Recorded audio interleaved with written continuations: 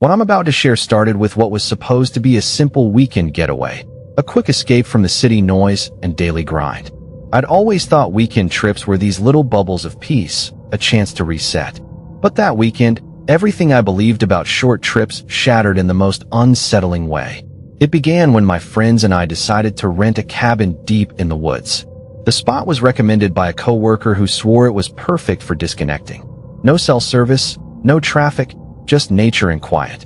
We were excited about the idea of spending a couple of days hiking, sitting by the fire, and just unwinding. The place was isolated, miles from town, surrounded by dense forest. It felt like the kind of place where you could hear yourself think, which was exactly what we wanted. The drive out was long and winding. As the city lights disappeared behind us, the sky grew darker and the trees denser.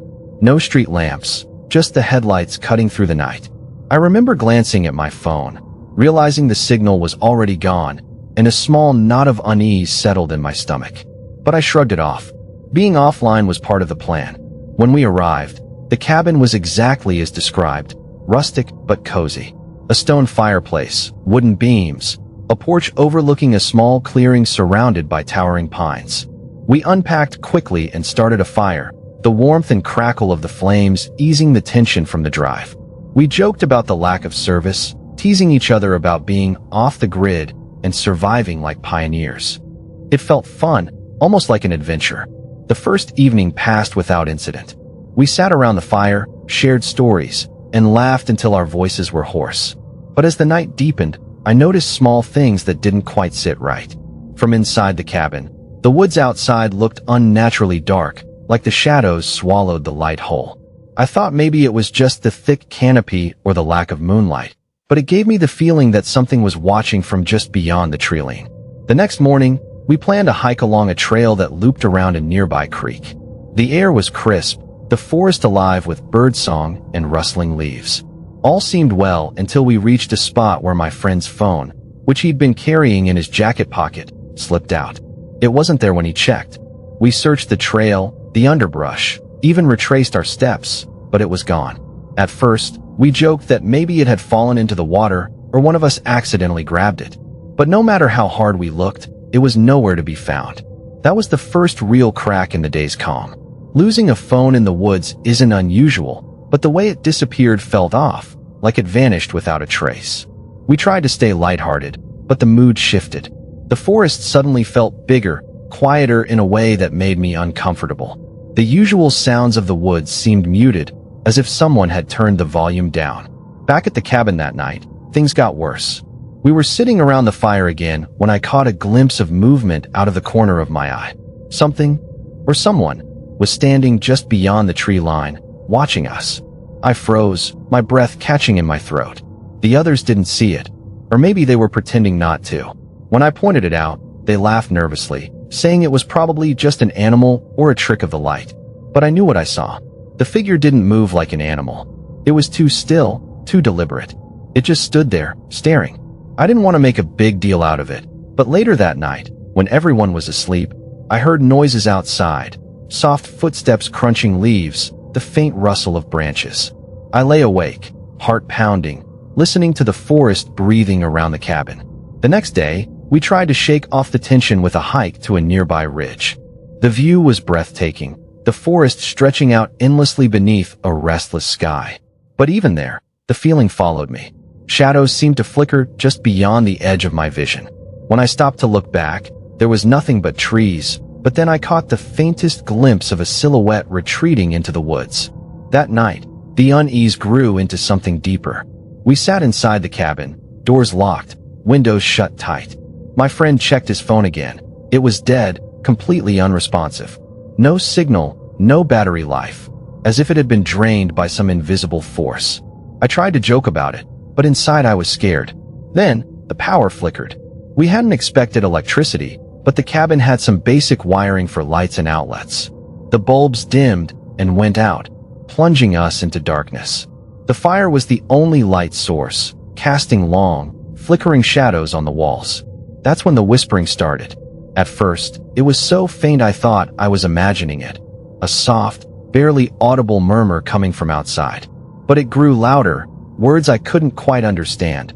carried on a breeze that seemed to come from nowhere. We listened, frozen, trying to tell if it was wind or something else. The whispering circled the cabin, ebbing and flowing like a tide. I don't know who spoke first, but eventually, someone suggested we try to ignore it.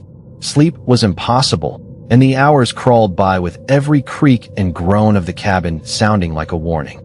I kept hearing footsteps outside, slow and deliberate, pacing around the perimeter. Shining my phone's flashlight into the darkness revealed nothing but empty trees and shadows. By morning, we were exhausted and jumpy. We packed up as fast as we could, eager to leave the place behind. But as we loaded the car, I realized my backpack was lighter. My water bottle was missing, left somewhere inside the cabin, or taken. It was a small thing, but after everything else, it felt like another sign that we weren't alone. Driving away, the forest swallowed the cabin from view, and the normal sounds of civilization slowly returned.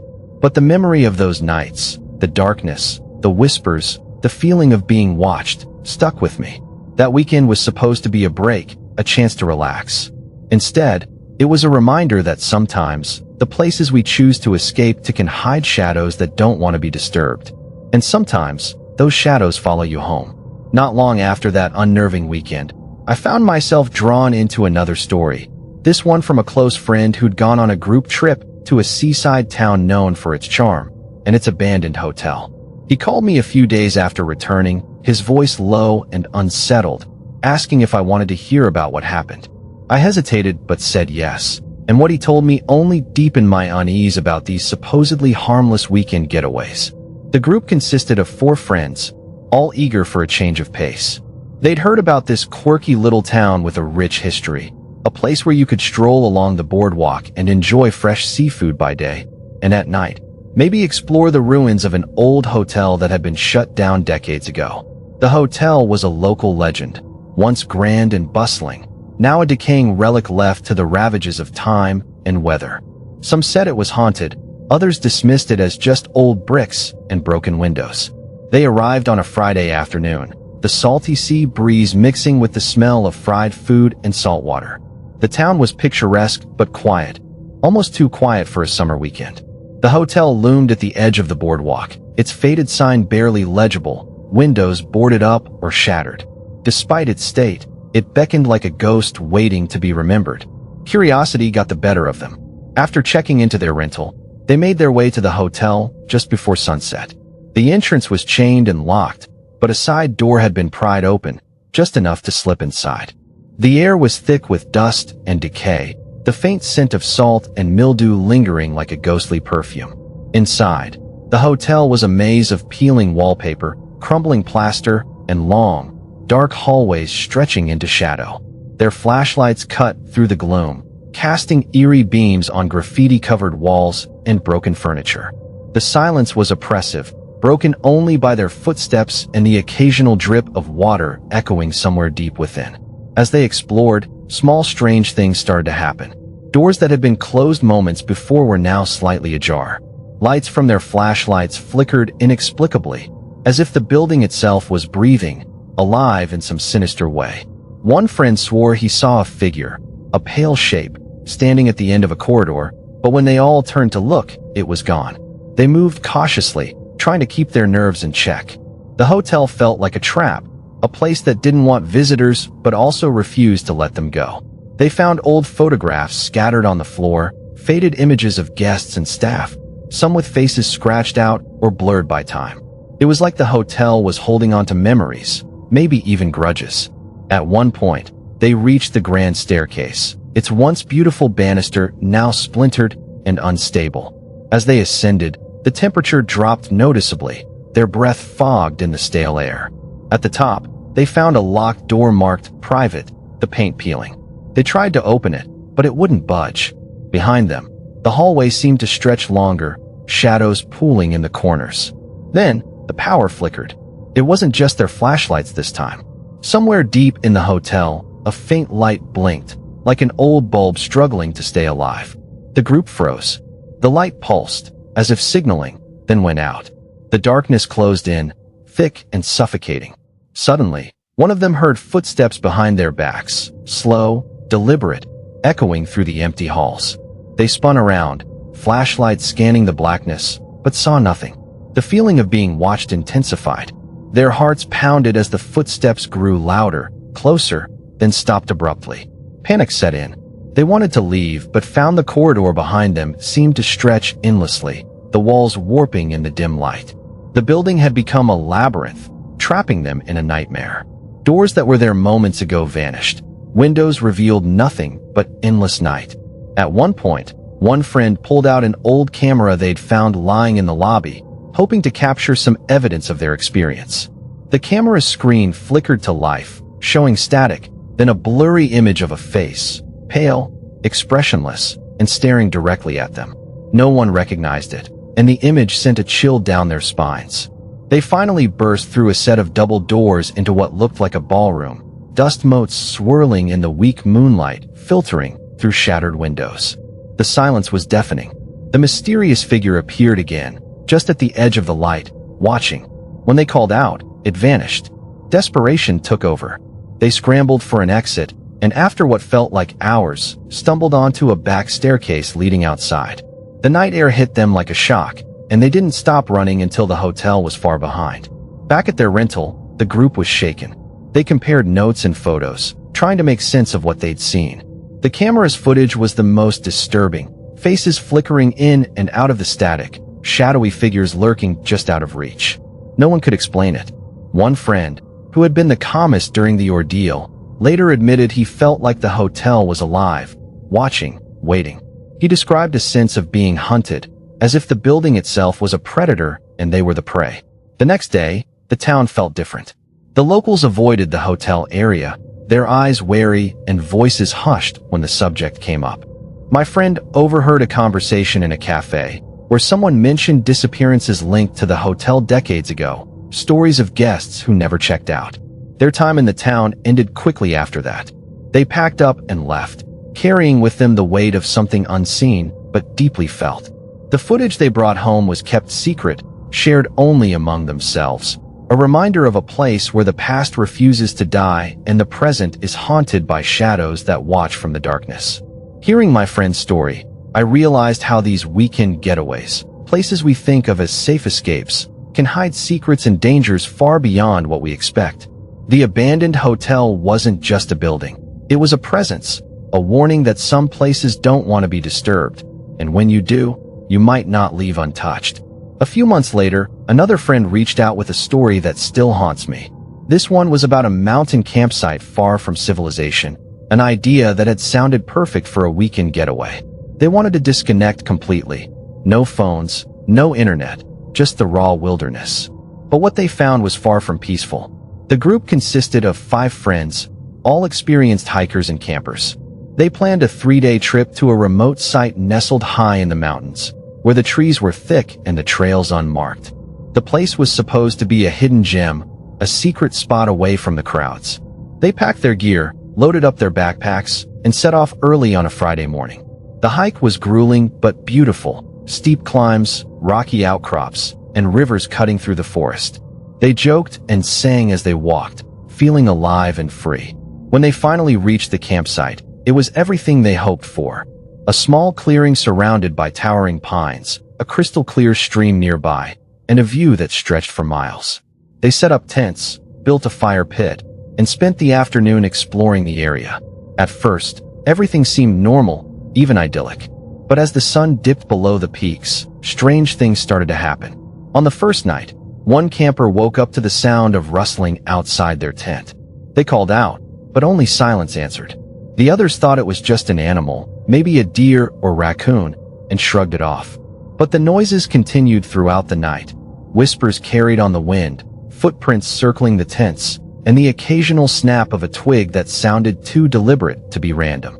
The next day, they hiked further into the forest, following a faint trail marked only by broken branches and crushed leaves. But as they moved deeper, supplies began to disappear.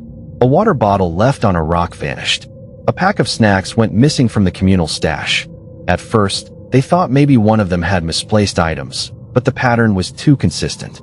One friend noticed unmarked trails branching off from the main path, trails that none of them had taken or seen before. The forest seemed to rearrange itself, with familiar landmarks disappearing and reappearing in different places. It was disorienting, like the woods were alive and shifting around them. That evening, tensions rose. The wildlife behaved strangely. Birds were silent, and animals that should have been active at dusk were nowhere to be seen. Instead, there were repeated growls and snarls echoing through the trees, too close for comfort. They tried to keep the fire burning all night, using its light as a shield against the darkness pressing in. On the third day, the group decided to pack up and head back before nightfall. But one camper was missing. He'd gone out early to collect firewood and never returned. Panic set in as they called his name and searched the surrounding area, finding only disturbed earth and broken branches. His footprints led into the woods but stopped abruptly, as if he'd vanished into thin air. As the sun began to set, the remaining four faced a terrifying choice: stay put and wait for help that might never come, or try to find their way back alone through the shifting forest. They chose to move, but the woods seemed to close in, paths twisting and turning without logic. During their frantic trek, they encountered something, or someone, watching from the shadows. A presence so palpable it made their skin crawl. It moved silently, stalking them with patience and malice. One friend swore they glimpsed glowing eyes peering from behind a tree. Another heard breathing close behind, but when they turned, there was nothing. As night fell, exhaustion and fear took over. The forest no longer felt like a place of peace, but a labyrinth designed to trap and consume. They stumbled through the underbrush, guided only by the faint light of a dying flashlight and sheer will. By dawn, they emerged from the woods, broken and shaken. The missing friend was never found. The remaining group reported the incident to authorities, but the search yielded no clues, no trace of him, no signs of struggle, just the silent forest. Since then, those friends haven't returned to the mountains. The experience left scars deeper than any physical wound. It was a stark reminder that nature, while beautiful, can harbor dangers beyond the obvious. And sometimes, the wilderness hides secrets that no one should disturb. What struck me most about their story was how quickly a peaceful camping trip turned into a nightmare. The isolation that was supposed to bring tranquility instead unleashed something unknown and hostile. It made me wonder how many other perfect getaways carry hidden risks, waiting patiently for the right moment to reveal themselves. After hearing the chilling story about the mountain campsite, I couldn't help but think back to my own experience at the cabin in the woods and the eerie abandoned hotel tale my friend shared. Each of these weekend getaways, meant to be brief respites from daily life, had spiraled into something far darker and more dangerous than any of us anticipated. And the fallout from those trips wasn't as simple as just returning home. In my case, after escaping the cabin, the group returned to the city visibly shaken but relieved to be away from the oppressive forest. We tried to laugh off the whispering and strange movements, but the feeling of being watched lingered long after we'd left. Then, strange things started happening that made it clear whatever had been out there hadn't let us go entirely. I began receiving texts from unknown numbers, messages filled with cryptic symbols and static noises that made my phone glitch out. At first, I thought it was a prank, but the timing was too precise, always arriving late at night when I was alone. One message simply read, "Still here." I showed it to my friends, but none of them had received anything similar. The idea that something from the woods had followed me home was terrifying. Around the same time, a neighbor told me they'd seen a figure standing outside my window late one night. When I looked, there was nothing there, only the shadows dancing in the streetlight. I started double-checking locks and windows, feeling exposed in my own home. Sleep became difficult. Every creak or gust of wind set my nerves on edge. Meanwhile, my friend who had ventured into the abandoned hotel wasn't faring much better. After they barely escaped that nightmare, the group kept the camera footage hidden, but curiosity eventually got the best of them. Watching the tape again, they noticed faces appearing and disappearing in the static, faces that seemed to watch them back, unblinking and expressionless. One of them tried to identify the mysterious figure caught on film, but found no matches in any local records or missing persons databases. It was as if the entity existed outside normal reality. More unsettling was the fact that the hotel itself seemed to have left a mark. Each of them reported unsettling dreams of being trapped in endless, twisting hallways, chased by shadows that never let up. The footage was eventually shared with a paranormal investigator, who warned them that some places are hotspots for residual energy, caught between worlds. The idea that the hotel was a kind of liminal space, a place where time and reality bent in unnatural ways, made the group even more anxious. They avoided the town afterward, wary of what might still be lurking in the ruins. As for the friends from the mountain campsite, their story took perhaps the darkest turn. The missing camper was never found, and despite searches and investigations, no evidence emerged to explain his disappearance. The other four struggled with survivors' guilt and trauma that seeped into their everyday lives. They found it hard to talk about what happened, as if naming the terror gave it power. They also noticed odd signs that the woods weren't done with them. Strange figures appeared in photos taken after the trip, shadowy shapes barely visible at the edges of frames. Unexplained noises were heard near their homes, and one even received a package containing a single muddy footprint on a piece of paper with no return address. The presence they'd felt stalking them in the forest seemed to have followed them back to civilization. These ongoing effects, the texts, the dreams, the missing person, the mysterious footage, painted a picture of weekend getaways gone wrong. Trips that were supposed to offer a break from reality instead exposed us all to forces beyond understanding. The isolation that made these places appealing also made them dangerous, creating openings for something unseen and malevolent to creep in. What binds these stories together is the way normalcy fractures when removed from the familiar. The cabin, the hotel, the mountain, each location offered a chance to escape the noise of everyday life, but instead revealed how quickly safety can unravel. The sense of being watched, the inexplicable disappearances, the creeping dread. These were not isolated incidents, but symptoms of something lurking beneath the surface. I've often reflected on how these experiences have changed me and the others involved. What was meant to be rest and bonding turned into raw encounters with fear, reminders that some places carry histories and energies that refuse to be ignored. The line between a simple weekend trip and a brush with something darker is thinner than I ever imagined. This leaves me with a warning I wish I hadn't learned the hard way. Sometimes, the scariest stories come from the places we trust most for escape. The woods, the forgotten hotel, the remote mountain, they all seem innocent, even inviting. But beneath that surface, shadows wait. And they don't always let go when we leave. Looking back on all those weekend getaways, the cabin in the woods, the abandoned hotel by the sea, the mountain campsite, it's clear how quickly the idea of a simple escape can unravel into something terrifying. Each story, though unique, shares a chilling thread. Isolation turning ordinary trips into raw encounters with the unknown, where safety feels like a fragile illusion. What struck me most was how these places, chosen for peace and rest, became stages for fear and uncertainty. The cabin was supposed to be a haven, but the whispering in the dark showed how the forest held secrets it wouldn't share freely. The hotel's crumbling walls weren't just empty shells. They were traps, bending time and space, holding memories that clawed back at anyone daring to enter. The mountain, with its breathtaking views, masked a wilderness that shifted and hunted, swallowing one of their own without a trace. These weren't just isolated incidents. The ripple effects, the anonymous texts, the haunted footage, the missing friend, reminded us that leaving such places doesn't mean leaving the danger behind. In fact, sometimes it's when you think you're safe that the shadows reach out the farthest.